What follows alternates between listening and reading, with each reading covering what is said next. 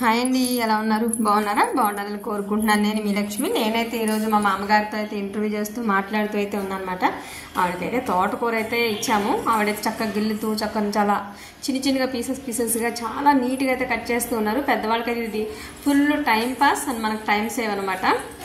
So మా అమ్మగారిని ఖాళీగా కూర్చోబెడతాం, ఎందుకు ఇంటర్వ్యూ చేద్దామని ఆవిడ లైఫ్ ఎలా ఉంది, ఎంతమంది పిల్లలు అన్నీ అయితే అడుగుతున్నాను. యాక్చువల్గా వాళ్ళు మాకు తెలిసిన వాళ్ళు, బాగా దగ్గర వాళ్ళు, బట్ అయినా జనరల్గా వీడియో కోసం అంత డీప్ అయితే ఎప్పుడు మాట్లాడలేదు కాబట్టి అడుగుతూ ఉండడానికి 5-6 పిల్లలు ఉన్నారమ్మా. కొంతమంది చనిపోయారు, 1-2 ఉన్నారు మంచాన పడిపోయారు, పక్షపాతం అట్లా వచ్చి ఆడపిల్లలు.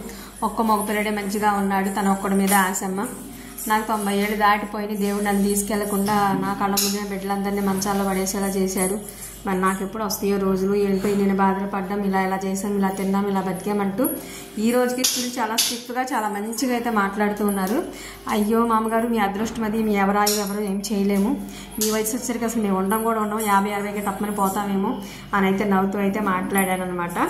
ఇంక ఇది పెద్దవాళ్ళ అనుభవాలు అయితే నిజంగా నాకు షేర్ చేసుకోవడం, వినటం, తెలుసుకోవడం చాలా అంటే చాలా ఇష్టం.